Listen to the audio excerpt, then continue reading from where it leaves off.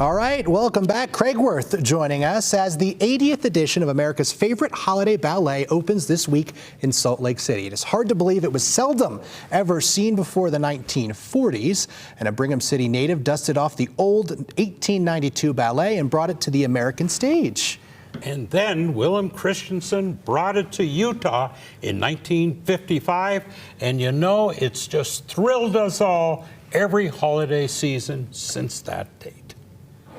The excitement starts in the lobby of the Capitol Theater. The crowds are here to see the yearly display of magic on the stage in the historic setting. It's the Nutcracker Ballet with the dancing bear, the guy who partied a bit too much, and the best of Ballet West.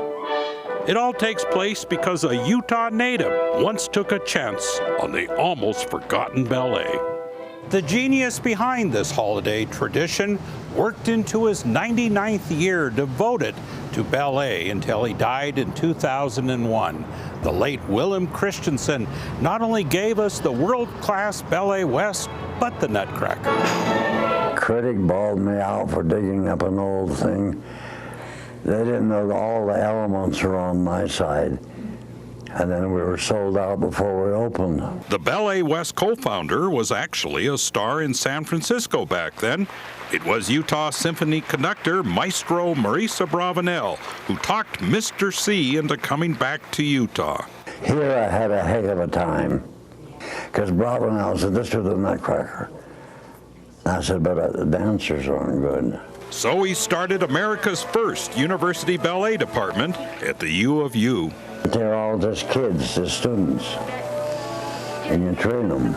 That's better than taking somebody that thinks they're trained, and they're not.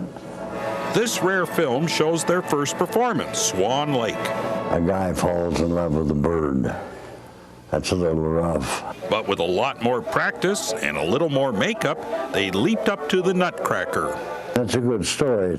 It's a children's Christmas. That's what it is. Beautiful story, beautiful music. I don't know how you could lose. Willem Christensen was right. How could one lose? 80 years ago, the San Francisco paper wrote, "The large advance sale of tickets for the Nutcracker Ballet proves what Willem Christensen has long maintained, that the public was bound to learn the ballet is not only artistic, but that it is delightfully entertaining."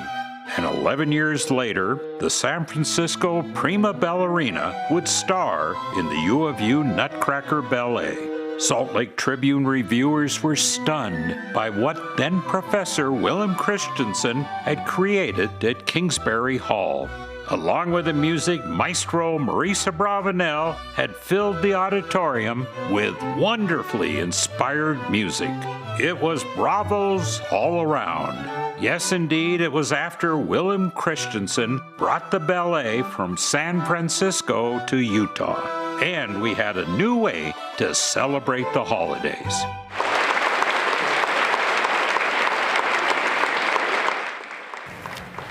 Absolute genius, one of the most amazing people I ever interviewed.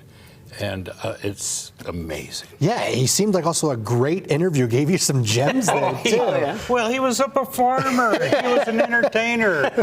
And one incredible artist. Absolutely. Well, thank you for sharing with that with us, Craig. That is absolutely beautiful. You know, you love to see a good love story, especially, you know, whether it's two people, a bird, and a bird. Yeah, a bird, I love that. I mean, I had to put that in. You had to, absolutely. And the way he put it, a man falls in love with a bird. Right. You know, and just that performance, I thought, wow, I never thought of Swan like that. Exactly. I was like, I'm hooked now. An innovator. An innovator. Absolutely love it. Craig, thank you so much. And Cedric, we're talking inversion. Yeah, I wish I could be more innovative and artistic, but that's it. Yeah.